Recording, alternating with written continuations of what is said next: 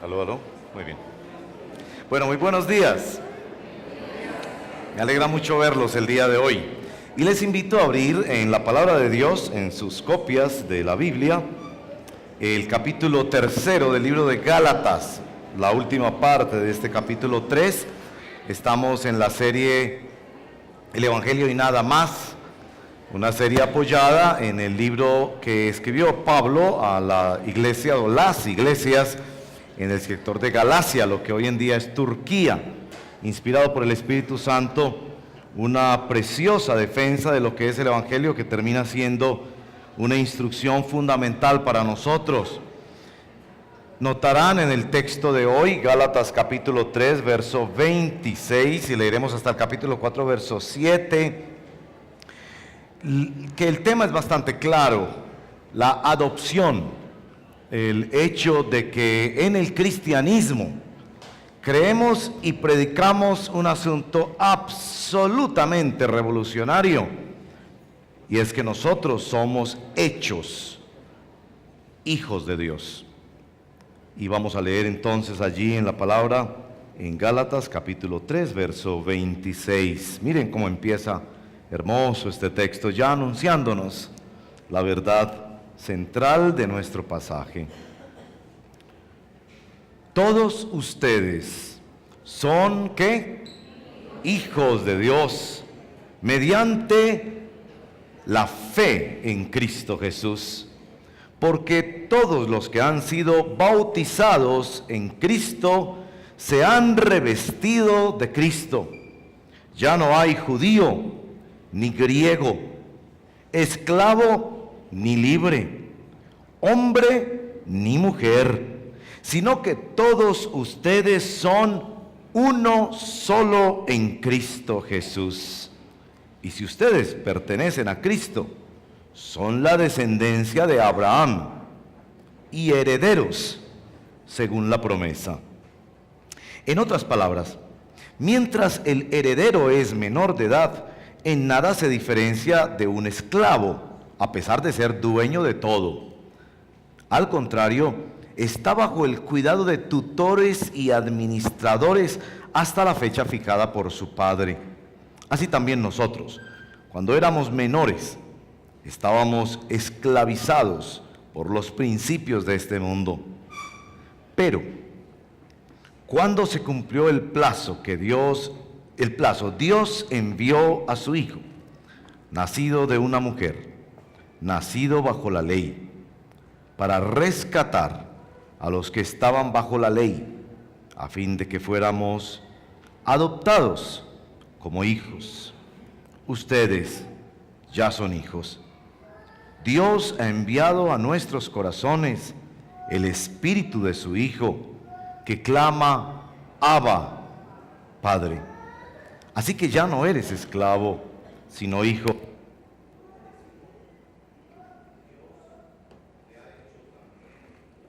Que solo por el poder del Espíritu Santo nosotros podemos recibir la adopción basado en la obra perfecta de Jesús, pero también solo por el Espíritu Santo podemos tener convicción profunda en nuestro ser. No depende de una explicación, ni de un reporte médico, ni de un certificado humano de nacimiento. Depende de que el Espíritu dentro de nosotros, testimonio de que somos hijos e hijas de Dios.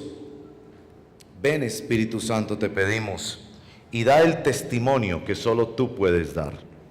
Da el testimonio al corazón de los que se sienten medio hermanos, de los que se sienten medio hijos, de todos y todas las que luchan, sintiéndose que tienen algo de la familia, pero no lo tienen todo.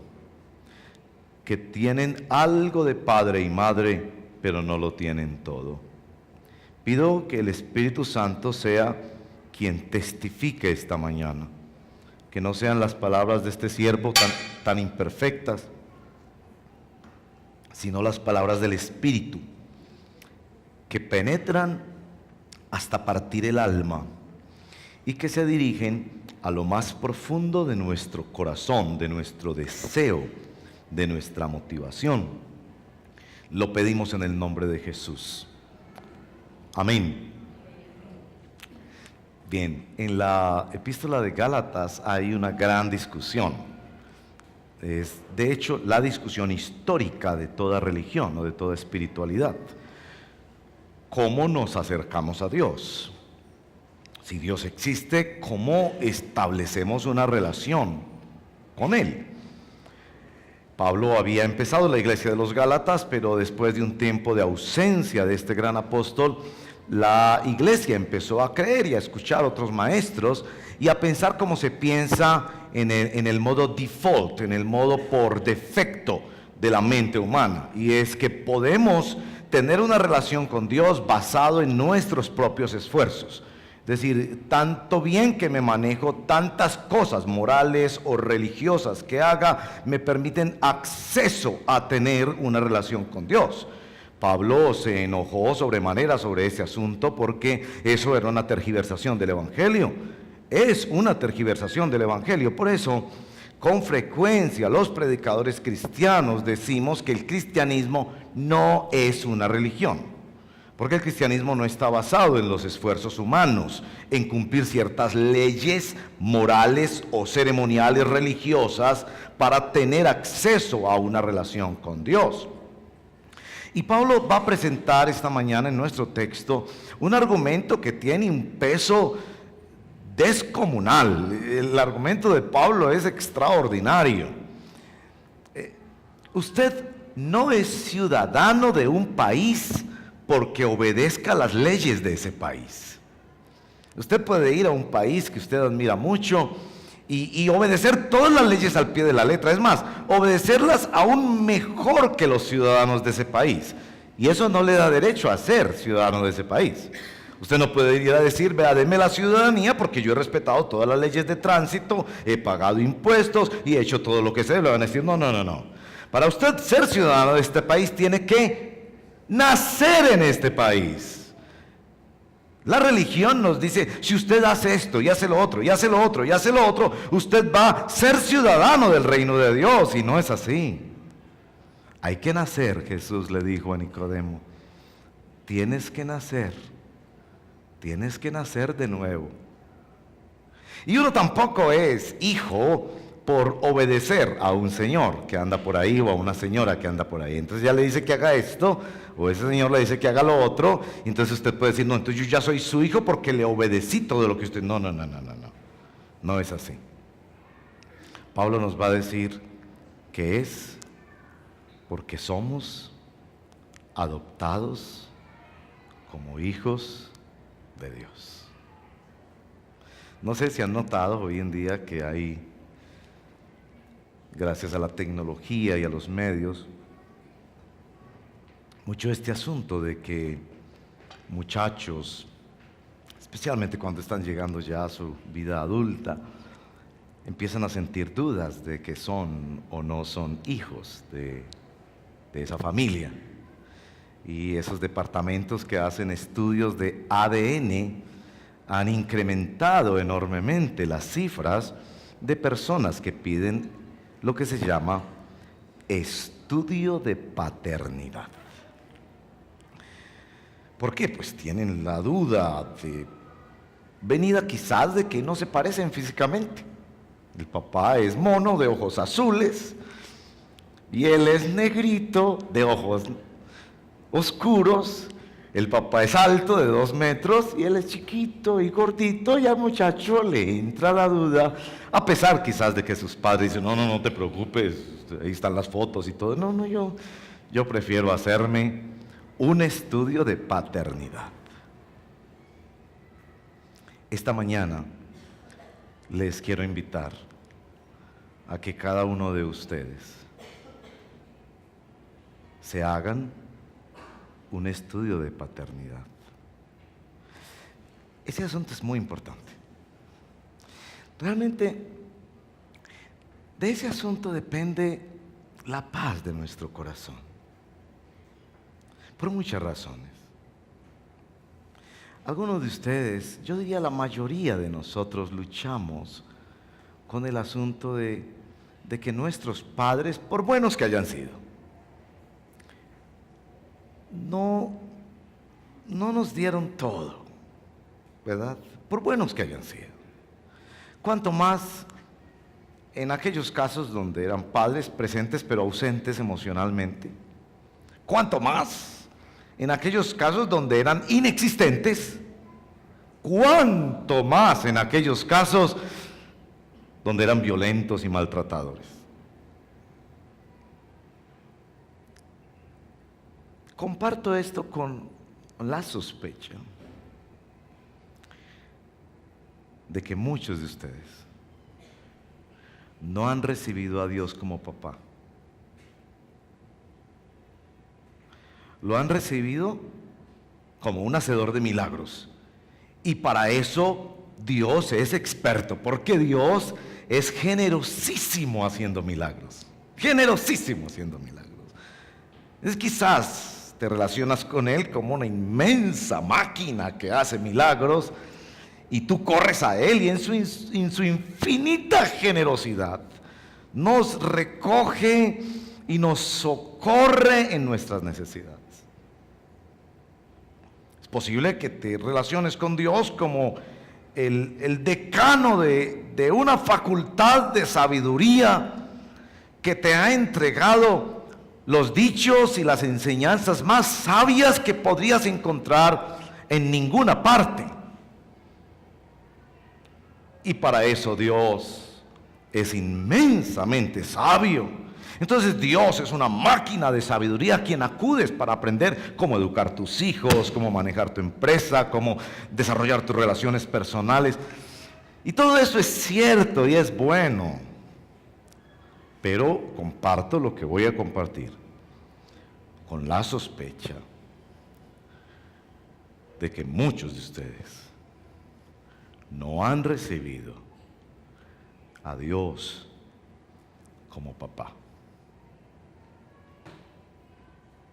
Por eso les invito hoy a hacerse un estudio de paternidad. Porque la paz de tu corazón no depende de que tuviste un padre o una madre perfecta. A propósito, nadie tuvo una madre o un padre perfecto. Levante la mano el que haya tenido un padre o una madre perfecto. No existen. Eso no existe. Entre los humanos no existe.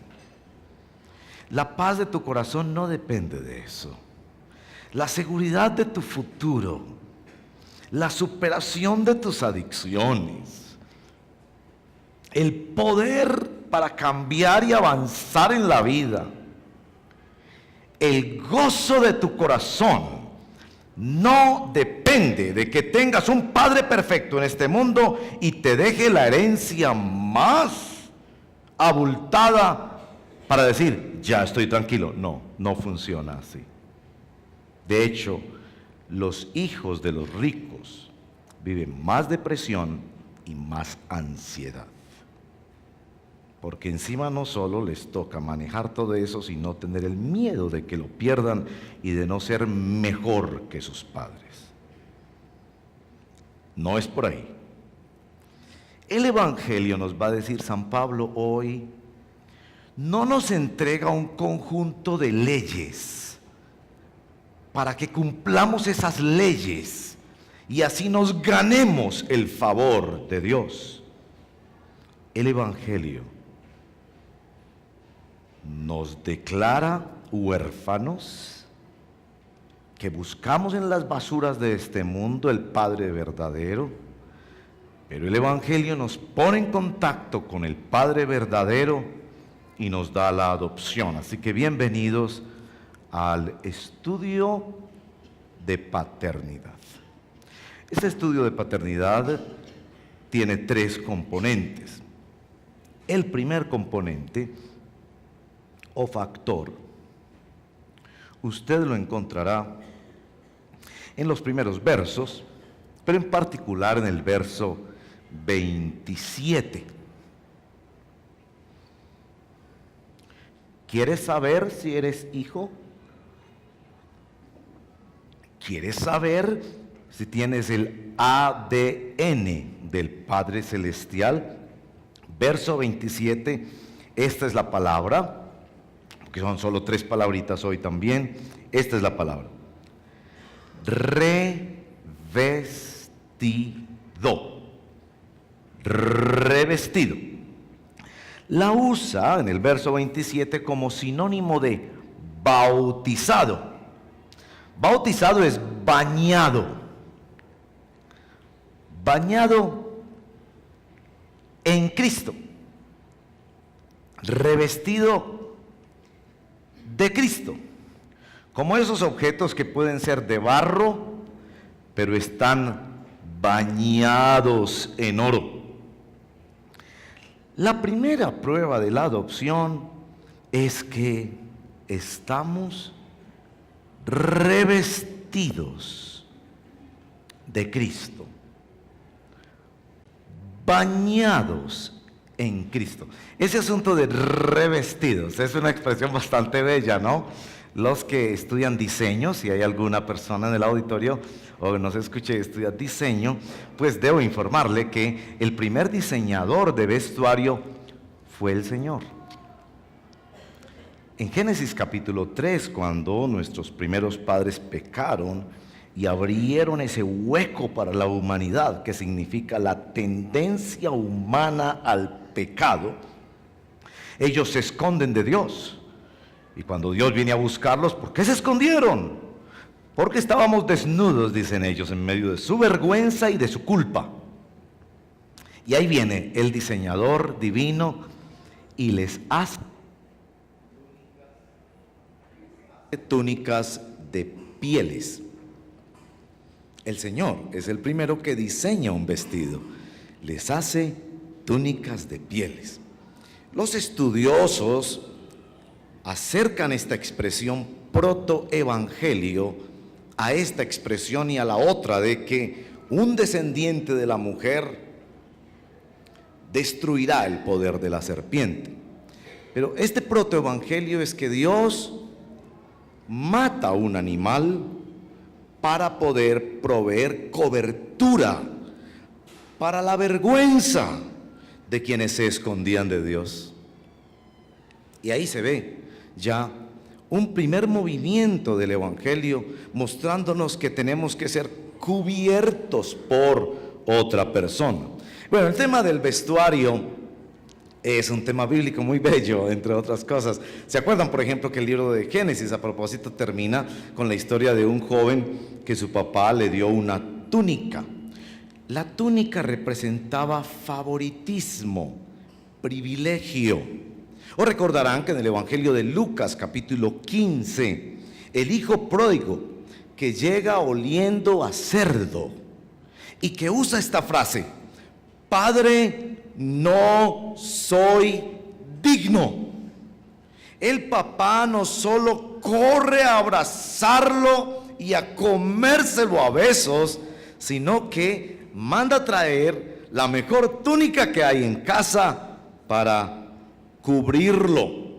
Si les interesa pues el tema del vestuario en la Biblia, se darán cuenta que el futuro de la historia, porque la perspectiva cristiana de la historia es lineal, no cíclica, es decir, la historia tiene un comienzo y tiene un fin. Esa es la cosmovisión cristiana de la historia. Cuando venga el fin de la historia, nos dice el libro de Apocalipsis, la revelación de Jesucristo, nos dice esto: y a los que creyeron en el Cordero se les ha concedido que se vistan de lino fino y resplandeciente para recibir al Rey. Ahí tienen los que quieran estudiar sobre diseño de vestuario en las Escrituras. Dios nos ve huérfanos y Dios nos viste de Jesús. ¿Para qué? Bueno, podríamos quedar iluminados quizás por esas otras experiencias de vestuario en las Escrituras, tratando de entender algo de qué es lo que Dios quiere con eso. Pero aquí está el punto.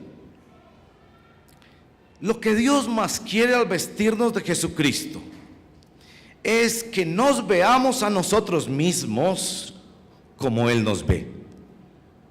¿No se acuerda cuando usted tenía niños, especialmente niñas, pero también los niños pequeños? ¿Cómo nos gozábamos los padres vistiendo a los niños? ¿No se acuerdan de eso? A mí me gozaba con eso. Nos sentíamos los padres de familia como jugando muñequero. ¿No se acuerda? ¿No se acuerda? Seguramente se le ha olvidado porque ellos llegan a la adolescencia y ya por ninguna razón deja que papá y mamá los vistan. Ahí se acabó ese idilio. Pero me refiero a esa primera infancia. En esa primera infancia éramos locos comprándole al muchachito el corbatincito, la chaquetita, a la muchachita comprándole esos vestidos de princesa. Yo me acuerdo que hasta le poníamos uno tras otro nada más para tomarle fotografías. Pero también para sacarlos a la calle y para que la gente viera cuánto nosotros los amábamos. Así es Dios. Dios no puede encontrar un mejor vestido que su Hijo amado, y te viste de Jesús para que te veas a ti mismo como Él te ve. Eso es profundamente revelador. Cuando vienes a la persona de Jesús como el hijo pródigo oliendo a cerdo, como el pelado rechazado en la familia como José, con la vergüenza y la culpa de quien ha pecado, la reacción del Padre es vestirte de la mejor persona que Él ama y que Él conoce, que es la persona de nuestro Señor Jesucristo. Muchas implicaciones, no quiero demorarme en ellas, pero para ustedes que quieren entender más el Evangelio, noten que nuestro texto hace esta observación que es históricamente poderosa en el cristianismo.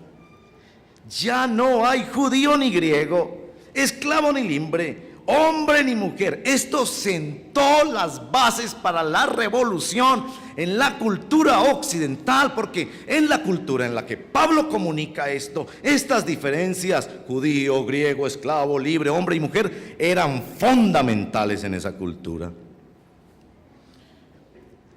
Lo que Pablo está diciendo, al establecer Dios una relación contigo en Jesucristo, todas las demás relaciones quedan en un segundo plano y todas las demás relaciones son transformadas.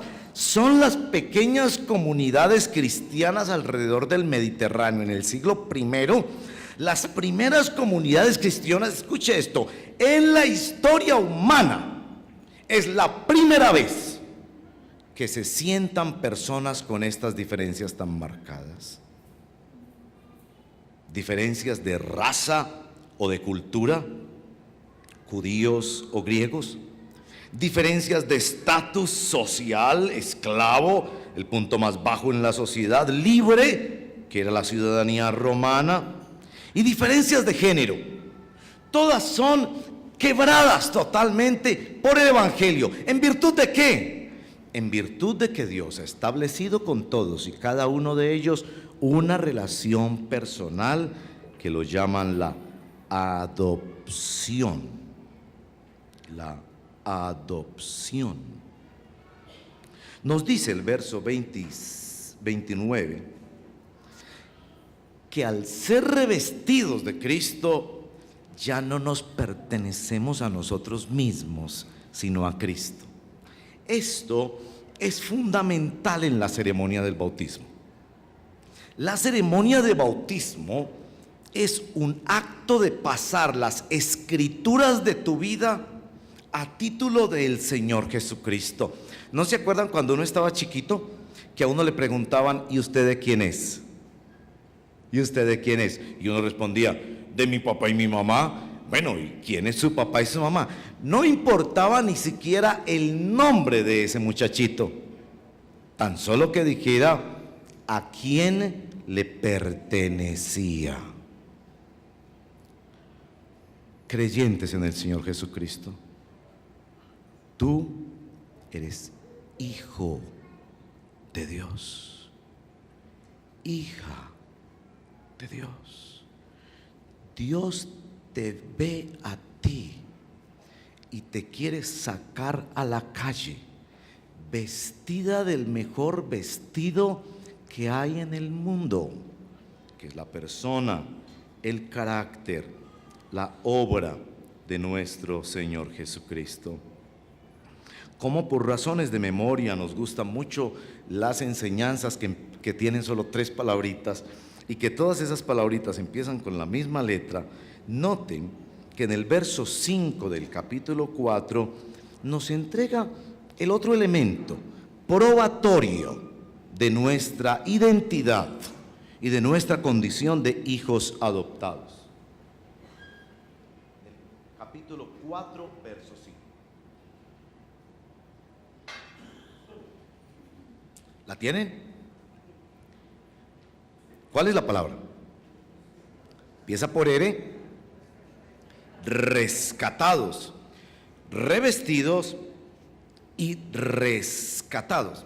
Ahora, en esto de hijos de Dios hay 2 debates. Hay 2 debates y quisiera aclarar un poco, si me permiten ser como maestro por un momentico. Yo soy predicador, pero los predicadores a veces tenemos que ser también maestros. Por un momentico. Hay 2 debates sobre el tema de ser hijos de Dios. El primer debate lo presentan todas aquellas personas que dicen: todos los seres humanos somos hijos de Dios. ¿Han escuchado eso? Y que Dios, como Dios, que es tan bueno y es un Padre eterno, va a enviar hijos de Dios al infierno o al castigo eterno, o rechazados y aparte de Él. ¿Cómo se le ocurre? Dicen esas personas: todos somos hijos de Dios. Bueno, las Sagradas Escrituras son bastante sólidas en el tema. En primer lugar, no desconoce la palabra de Dios que hay un sentido de ser hijo por creación. Quienes quieran investigar más eso, Malaquías capítulo 3, que la humanidad es creada por Dios. Eso es fundamental en la doctrina cristiana. Nosotros sabemos que la evolución es una propuesta científica o pseudocientífica. Nosotros creemos por la revelación de Dios, pero también por los hechos de la naturaleza, que somos creación de Dios, que somos imagen de Dios. Y las Escrituras mantienen ese elemento: el ser humano es imagen de Dios, por eso es responsable ante Dios y se le entrega el señorío, la mayordomía de la creación como representante de Dios. Hasta ese sentido podemos decir somos hijos por creación. Sin embargo, la doctrina misma de la adopción supone que esos hijos por creación necesitaban ser adoptados y traídos de una condición que ellos tenían, que podía ser vista, de acuerdo a esta palabra rescatado, como que fueran hijos secuestrados por una forma de pensar, que aquí San Pablo los llama los rudimentos o los administradores, o esos que mantenían al niño en una misma situación de esclavo porque eran sus tutores. Y Pablo está hablando muy intencionalmente en el debate con los judíos de la ley. La ley finalmente es una maldición porque nos esclaviza, solo nos muestra el problema pero no nos da ninguna solución. Rescatados, éramos hijos secuestrados. Ahora, Efesios capítulo 2, en los primeros versos, podrán leer más adelante, declara ampliamente que si fuéramos considerados hijos, quedaríamos todavía bajo una sentencia más grave. Éramos hijos de desobediencia, hijos de la ira de Dios, hijos en rebeldía contra el orden divino, queriendo nosotros ser dioses y dueños de nuestra propia vida y ofendiendo a papá Dios permanentemente. Así que aunque la Escritura admite la posibilidad de que hay una filiación con Dios como Padre por efectos de la creación.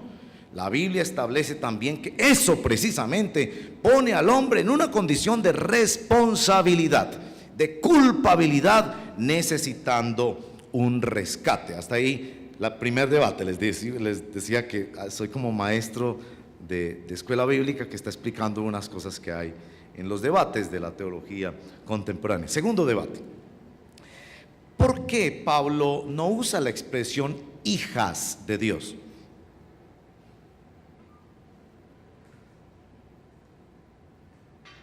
Y en estos tiempos que el asunto de género ha tomado mucho más realce, creo que por buenas razones, en un sentido, tratar de reconocer que en la historia las mujeres han sido maltratadas, menospreciadas, desconocidas, y que más adelante Pablo justamente está diciendo: en Cristo no hay hombre y mujer, sino que todos somos uno en Él, estamos en igualdad de condiciones ante Dios. Que eso fue una declaración trascendental para el mundo greco-romano en el que Pablo vivió. ¿Por qué no menciona Pablo hijas? Este es el punto. En esa época no se adoptaban hijas. Yo sé que es incorrecto, yo sé que no debería ser así, pero esa es la época en la que vivió Pablo. Nunca se adoptaban hijas. Segundo lugar, las mujeres nunca heredaban. Yo sé que inmediatamente a ustedes, señoras, se les viene toda esa historia larga de cómo es posible que hasta el año 51 las mujeres vinieron a votar en Colombia. Dios mío, ¿qué fue eso? ¿Cierto? Pero bueno, esa es nuestra historia. Y Pablo vivió en esa cultura en la que una mujer nunca heredaba. Por eso San Lucas realza tanto a la mujer viuda, porque una mujer perdía a un hombre como referente y era cero en la sociedad. Así que el Evangelio, cuando llama a la mujer hija, está reconociendo que necesita, más que ser llamada hija, necesita ser llamada hijo. Al llamarlas a ustedes mujeres hijo de Dios, les está poniendo en las mismas condiciones de los varones, en tanto herederas, en tanto defendidas, en tanto protegidas, en tanto guiadas por el Señor. Bueno, hasta ahí la pequeña clase sobre los debates sobre el asunto de hijos e hijas de Dios. Aquí nos está diciendo que para llegar a ser hijos de Dios necesitábamos ser rescatados. Es decir, Dios, cuando vio nuestra orfandad, por el Evangelio, la obra de Jesús, Dios dijo: tengo que hacer un plan de rescate. Pero mire esto muy bien, el plan de rescate del Señor no fue enviar a Rambo o a Chuck Norris o a Schwarzenegger con las armas más desarrolladas del momento y con la ayuda de los directores de la película, para que inmediatamente aparecieran todos los enemigos, los fumigara en un momento y libertara a esos hijos. Esa no fue la estrategia. ¿Cómo fue la estrategia de ese plan de rescate? Escuche esto muy bien, porque es esencial para entender el Evangelio. El Evangelio no es que tú haces unas cosas buenas y te ganas el favor de Dios. No, no, no. El Evangelio es un plan diseñado desde la eternidad por Dios, y ese plan se llama hijo. Para adoptarte a ti, Dios envió a su hijo. Pero ¿cómo lo envió? ¿Cómo lo envió? Como un bebé, indefenso, puesto en las manos de una pareja que difícilmente sabían qué era lo que deberían hacer. Puesto en las manos de una pareja pobre, de desplazados políticos, José y María. Todo eso estaba pensado y planeado así. Y no lo envió con las armas más poderosas para aplastar al enemigo que nos tenía secuestrados y esclavos. No, con el arma de la cruz. Jesús crucificado, el Hijo de Dios, muerto y resucitado para que tú y yo pudiéramos ser hijos de Dios. Les he hablado en otras ocasiones de esa parábola del Evangelio que yo la llamo la parábola de la Navidad. Este señor construyó un lagar, un viñedo muy hermoso, le hizo su torre, sus edificios, lo plantó, era un viñedo hermoso, y se lo entregó en renta a unos labradores. Esos labradores, cuando llegó la cosecha, deberían haber dado el resultado de la cosecha. Pero cuando el dueño de la viña, del viñedo, envió unos administradores a pedirles cuentas, ellos los maltrataron, a unos mataron, a otros echaron. El dueño, por supuesto extrañado, en lugar de hacer una acción militar, envió a otros mensajeros. A esos les hicieron aún peor. Y por último se le ocurrió la brillante idea de enviar a su hijo solo a pedirles que les entregaran. Cuando estos labradores malvados vieron que venía el heredero, pensaron: matémoslo y así nos quedamos con la herencia. Esa parábola es la parábola de la historia humana. Dios hace un plan de rescate que desde todo punto de vista es, perdónenme, ridículo. ¿A quién se le ocurre que unos sinvergüenzas no le pagan la renta y después de que han matado y ofendido y ultrajado a los emisarios, se le ocurre mandar a su hijo indefenso como un bebé a la historia? ¿No les parece que ese plan es ridículo? Y uno tiene que pensar el Evangelio desde esa perspectiva y llegar a descubrir dos factores. En primer lugar, era el único plan posible. Para que usted y yo tuviéramos esperanza y pudiéramos ser adoptados, era el único plan posible. Él había podido decir, como le dijo alguna vez a Moisés, fumigar toda esta humanidad y empezar de nuevo.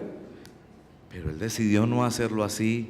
Y el único plan posible es que su Hijo amado, Dios mismo, Emmanuel, Dios con nosotros, fuera entregado para que la justicia de Dios fuera satisfecha, para que usted y yo pudiéramos ser adoptados. Era el único plan posible, por ridículo que parezca, pero también el Evangelio nos dice, era un plan de amor. Dios quería amarte. ¿No le ha pasado que alguien le dé un regalo que usted dice, esa persona se gastó todo su salario de este mes dándome ese regalo? ¿No le ha pasado? Yo no sé si le ha pasado. Que una persona quizás de escasos recursos viene y para su cumpleaños o Navidad le presenta y usted empieza a mirar ese regalo y dice, esta persona se gastó más del salario de un mes dándome esto.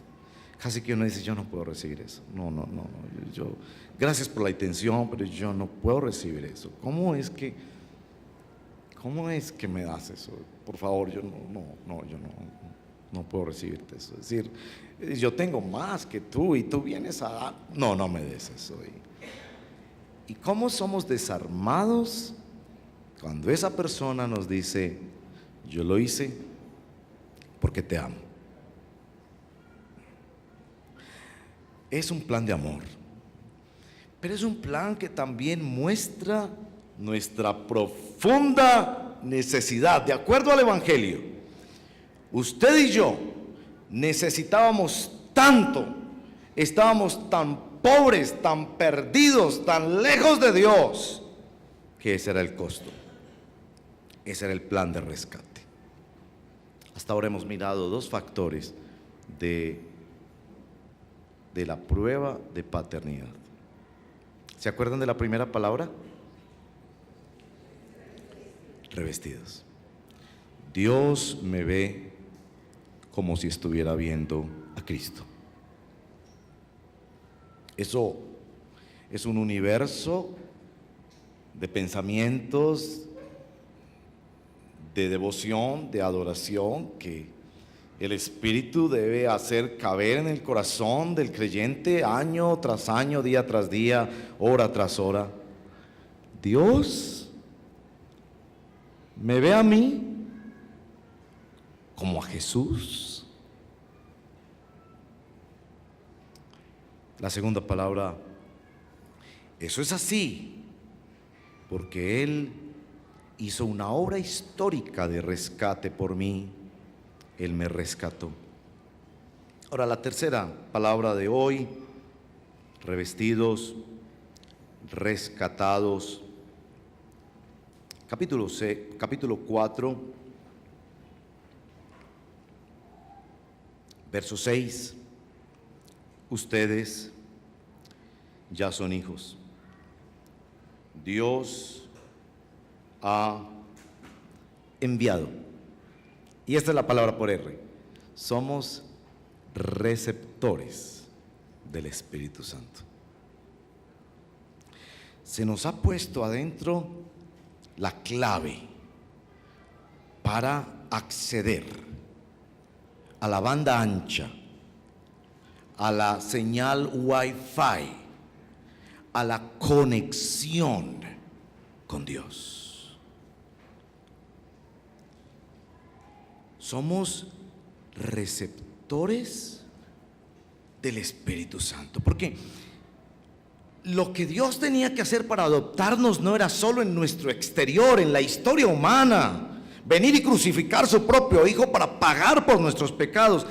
Tenía que hacer algo dentro de nosotros también, porque el problema del gamín no es solo que le falta educación, techo y comida. El problema más grave del gamín está por dentro. Lo más triste de los gamines en las ciudades latinoamericanas es que el gamín piensa que está en una mejor condición que el niño de casa. Él se siente libre, él se siente feliz, él se siente dueño de su vida, él se siente grande. Pero no es así. Hay algo que tiene que pasar dentro del gamín, que le diga: ya no eres esclavo, no necesitas comer basura, tienes un papá, tienes una casa, tienes un destino en este mundo y en la eternidad.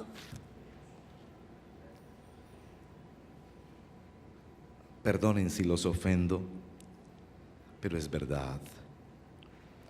Antes de llegar a Cristo, antes de ser revestidos, antes de ser rescatados, usted y yo, por bonitos que pareciéramos, por admirados que fuéramos por nuestros vecinos, éramos gamines que pensábamos que la libertad era comer basura, hacer lo que queríamos, no tener papá. Así que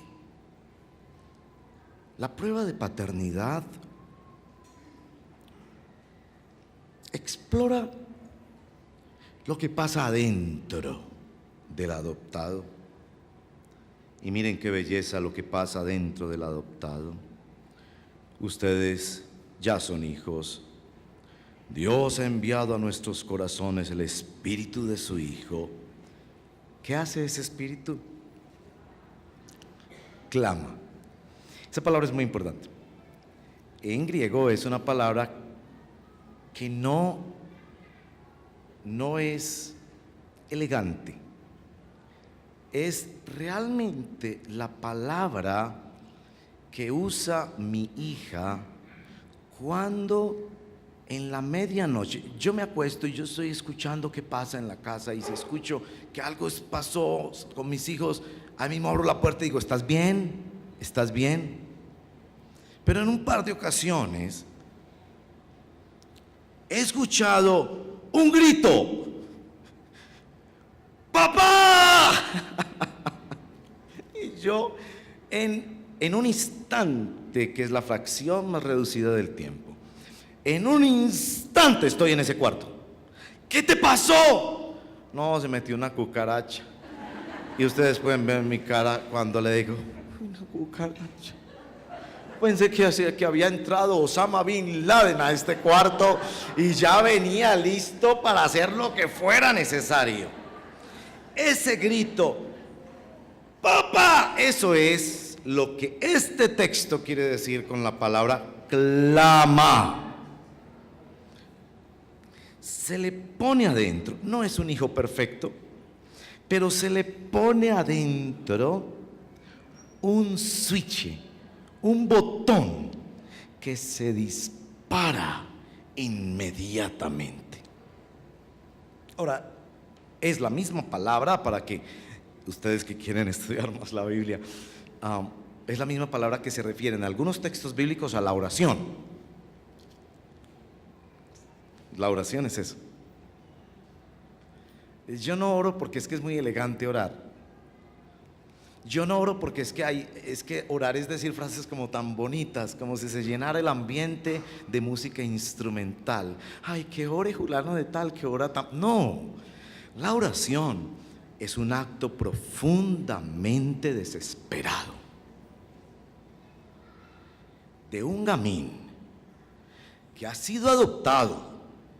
Ahora se ve en una casa muy bonita, se ve con ropa muy bonita. Le han dicho en las formas que más le pueden decir. Le han dado una escritura y un nuevo certificado de nacimiento. Lo han rodeado de hermanitos lindos que son mejores que él. Pero él siente que por dentro hay algo que no funciona y entonces grita, ¡papá! ¿Qué es eso? Usted quiere saber que es cristiano. Hay algo muy profundo que es puesto por dentro. Eso es puesto por dentro. Eso no depende de a qué iglesia va usted. Eso no depende de qué tanta teología sabe usted.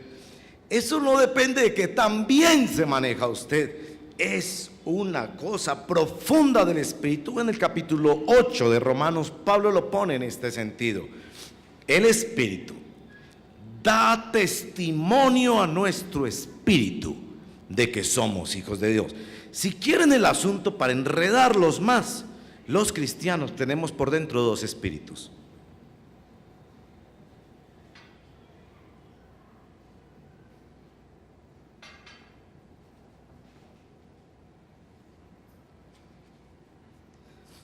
Hay una conversación entre esos dos espíritus. Una conversación que a veces es violenta, profundamente violenta. A eso creo que se refiere un texto misterioso de Jesús. El reino de Dios lo toman los valientes. El texto dice violentos. Hay una pelea por dentro de nosotros. Hay una pelea por dentro de nosotros. Dicen que los días antes de morir, Michael Jackson llamó a un músico muy famoso en los Estados Unidos, creyente en el Señor, autor de varias canciones que ustedes podrían identificar, Andrea Crouch, negro, lindo hermano en la fe, gran escritor, entre otras cosas. Eran amigos, conocidos, y lo llamó, y esta fue su pregunta de Michael Jackson, días antes de morir: hábleme del Espíritu Santo. ¿Qué es eso que hablan ustedes de el Espíritu Santo? Porque el cristianismo no es que tanto te esfuerzas tú y qué haces tú, a qué iglesia te vinculas, qué haces todos los días, qué tanto sabes. El cristianismo es fundamentalmente la doctrina que dice: eres huérfano y gamín, necesitas ser adoptado. Cristo lo hizo posible para la justicia de Dios y te envió el Espíritu, que Gálatas particularmente lo llama el Espíritu de adopción, que clama dentro de nosotros, clama. Ahora, ¿qué clama el Espíritu? Abba, Padre. Se ha estudiado mucho por qué Jesús usó la palabra Abba o Abba, Padre. Esa frase Jesús la usaba en arameo y Pablo decide copiarla en arameo, no en griego como fue que escribió Pablo.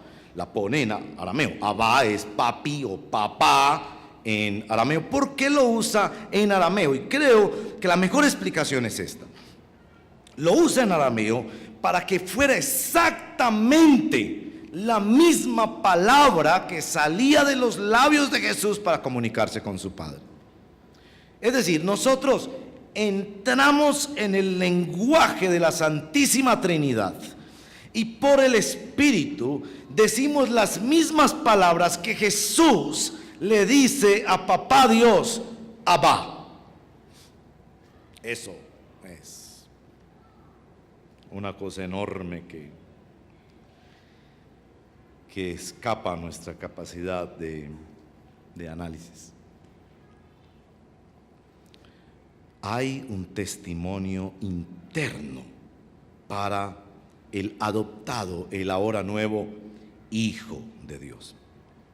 Noten que nuestro texto va un poco más allá para explorar el asunto de que si entonces ya se es hijo y no es esclavo, se es heredero. Heredero. Las herencias en la antigüedad se daban a partir de documentos. San Pablo nos dice que nuestro documento es el Espíritu Santo. Que el Espíritu Santo, nos dice San Pablo usando una expresión que es conocida para nosotros, es las arras de Dios. Podría traducirse también los votos de Dios o la dote de Dios. Permítanme explicarles eso un poco. Dote. Cuando una persona se va a casar en culturas un poco más primitivas, en algunas culturas colombianas, me ha dicho que en La Guajira es así, se entrega una dote. Entonces, un campesino dice al otro señor, yo quiero que mi hijo se case con su hija. Entonces el otro, muy sabiamente le dice, bueno, ¿y cuál es la dote? A veces se aplica para el hombre, a veces para la mujer, ¿ok? Entonces él dice, 40 vacas le doy de dote. Entonces el papá, quizás queriendo proteger a la mujer y asegurar que arranca con un capital para formar su hogar, dice, no, 40 no, deme 80 vacas. Bueno, 80 vacas. Le da las 80 vacas y así es como la transacción, ¿no? Yo sé que algunos de ustedes me han dicho cuando he mencionado esos temas que todavía están esperando la dote.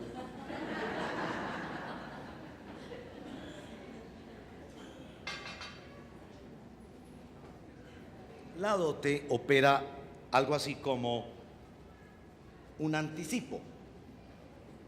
La dote es un anticipo. Piensen esto. El Espíritu Santo es un anticipo. Piensen en eso, cristiano y cristiana, por un momento. El Espíritu Santo es un anticipo, por Dios. Si eso es el anticipo, ¿cómo será la herencia completa? Les decía que San Pablo usa también la expresión arras, que puede ser la misma idea de los votos, cuando las parejas también se casan. Yo celebro matrimonios como pastor, los pastores hacemos matrimonios. Las parejas votan el uno por el otro, es decir, ponen la confianza en el otro y el otro entrega esos votos diciendo me comprometo. Yo siempre digo, lo más importante en los votos es la incondicionalidad. No le vaya a decir con quién se va a casar, le dice, te voy a tratar bien si tú me tratas bien. No, esos no son votos. Te voy a tratar bien, en salud, en enfermedad, en pobreza. Te voy a hacer feliz, voy a luchar por ti, te voy a defender, voy a ayudarte a cumplir tus sueños. Todas esas cosas lindas que decimos. El factor más importante allí es la incondicionalidad. Se le declara al otro la incondicionalidad. Usted no dice, y voy a hacerte tus comidas favoritas, pero si usted me hace a mí también mis comidas. No. Tiene que haber el factor de la incondicionalidad. Yo lo voy a hacer para ti, punto. Yo voy a luchar por ti, punto. Yo te voy a ser fiel a ti, punto. El factor de la incondicionalidad. Al entregarnos el Espíritu Santo a los hijos adoptados de Dios, el Señor está declarando la incondicionalidad.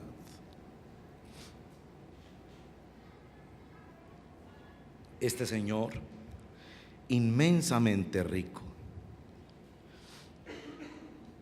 ha ido a la calle y sí lo ha visto hurgando en las basuras, ha hecho todo el trámite necesario, ha pagado el costo y ahora lo trae, lo reviste, lo rescata y lo rescata de sí mismo también, con el voto de la incondicionalidad. Y el peladito se le vuela, porque él solo sabe vivir comiendo basuras.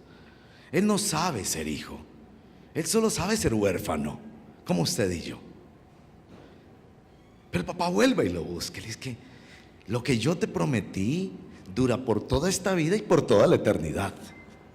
Y si tiene que disciplinarlo y someterlo a algunas cosas que quizás el muchachito no quiere, como algunas vacunas y demás, lo va a hacer porque su compromiso es incondicional y es eterno.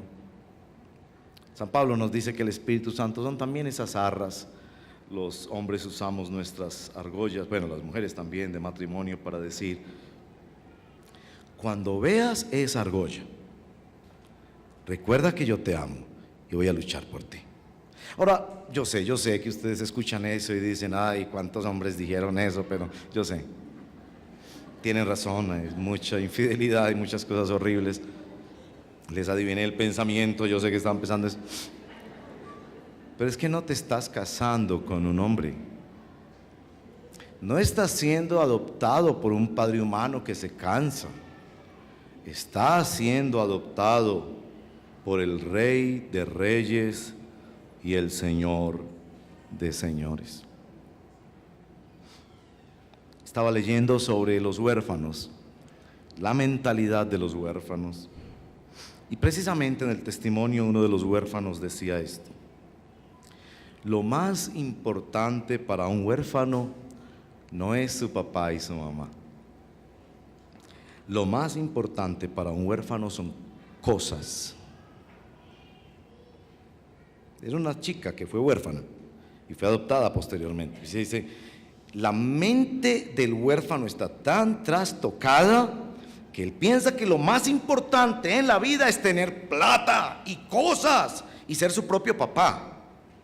Pero continuaba esta chica que fue huérfana: aunque los huérfanos erróneamente pensamos que lo más importante son cosas, lo más importante para nosotros es haber encontrado un papá, una mamá y una familia. Antes de pasar a la Santa Comunión, yo quiero mostrarles una foto. Espero que sí la hayan puesto, la foto. ¿Sí está la foto? Y si no, les cuento la foto. Bueno, esa foto.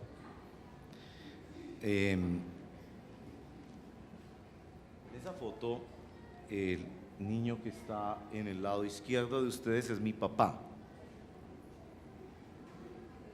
Pueden hacer y todo eso. Ese es mi papá. La señora es mi bisabuela, entonces. Esa señora, que se casó muy joven y enviudó también porque su esposo era muy anciano cuando se casó, fue la que crió a mi papá y sus otros hermanitos, porque ellos quedaron huérfanos de mamá. Y en esa época los hombres generalmente no quedaban con los niños y eso. Entonces ella fue realmente la mamá y quien, gracias a ella, ellos pudieron tener un referente y ayudarles en esos pueblos campesinos de Antioquia. Por supuesto, ahí ya hay un factor de adopción muy bello. Esta señora esta bisabuela fue la mamá para estos niños 5 que quedaron sin su mamá a muy temprana edad. Pero el niño que ustedes ven en la derecha se llama Carlitos. Se llamó Carlitos. Esta es la historia de Carlitos. Carlitos era de una familia de muchos niños, a quienes también se les murió la mamá. En esa época, cuando se moría la mamá, y el papá era un campesino que tenía que irse al monte a sembrar y todo, muchas veces hacían una cosa que para ustedes que son de generaciones más jóvenes les va a costar entenderla. Por favor, no la juzguen desde el hoy, júzguenla desde un marco de la historia un poco más amplio. A los niños, en muchos casos en esos pueblos antioqueños, cuando moría la mamá y no había un familiar que le ayudara al papá a criar esos muchachitos, a esos niños los regalaban. Es decir, circulaba en el pueblo, se murió doña señora, ese señor no puede quedarse con los niños porque él tiene que trabajar. Entonces la gente iba a los pueblos, a las casas, y una señora decía: no, deme deme aquel, y prohijaban, ese es el término legal, prohijaban a esos niños. Generalmente no habían procesos legales, no había bienestar familiar, yo sé. No juzgue la historia, sino un marco más amplio de la historia, ¿ok? Pero se entendía generalmente como actos de compasión. Una señora lo traía a su casa y se criaba con sus hijos y pensaba: es una contribución para ese pobre hombre que, además de que quedó deprimido por la muerte de su mujer y que tiene que trabajar, pues no va a dejar morir estos niños de hambre encerrados en una casa. Carlitos tenía muchos hermanos, pero había entre los hermanos de esta señora que falleció todos los niños muy sanos, muy bonitos. Pero había uno que era discapacitado, nunca habló, no podía moverse, tenía problemas serios de movilidad y tenía retraso mental. Ese niño era Carlitos. Cuando mi bisabuela fue avisada que se murió doña señora y ese pobre hombre quedó con 7 o 8 muchachitos, que si usted quiere ir a ver si quiere quedarse con uno de ellos, mi bisabuela fue y vio todos esos niños tan aliviaditos, tan bonitos, y vio a Carlitos y escogió a Carlitos. Lo tuvo, lo crió hasta que el niño pudo vivir, vivió hasta los 18 o 20 años, más o menos lo que recuerdo. Lo amó como a su hijo. Eso ocurrió. Le estoy contando una historia de verdad, de mi familia. Así es Dios. Tú piensas que necesitas tener méritos y derechos para que Dios te adopte. Tú piensas que tienes que ser el niño más juicioso y más bonito, que mejor cante alabanzas y que más haya cumplido los mandamientos de Dios. Estoy aquí para decirte que Dios no lo ve así. Cuando sobreabundó el pecado, sobreabundó mucho más la gracia de Dios. Y Dios te vio a ti, sintiéndote: nadie me va a escoger a mí, yo ya estoy marcado, yo no. Otros más bonitos, otros que son más juiciositos, otros que son menos enredaditos, a esos sí los van a escoger primero. Pero Dios no lo ve así. A Dios le encanta adoptar personas como tú, que te sientes tan rechazado, tan maltratado, tan pobre, que no solo te viste en Jesús y hace toda una operación rescate, sino que te da el poderoso Espíritu Santo para decirte por dentro: eres mío y me he comprometido contigo de manera incondicional por este tiempo y por toda la eternidad. Al principio les preguntaba si algunos de ustedes no se relacionan con Dios como papá,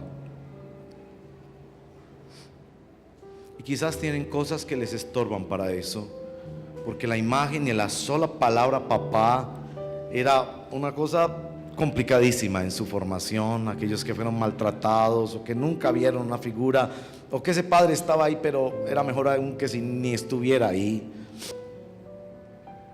A ti Dios te llama y te dice: ven a Jesús, yo te quiero adoptar. Yo te quiero adoptar. Tú no tienes que ser un medio hermano ni un medio hijo en el reino de Dios. Dios te quiere adoptar y darte todos los derechos y toda la herencia, toda la dote y toda la seguridad de ser un hijo de Dios. Cierre sus ojos y oremos en el nombre del Señor.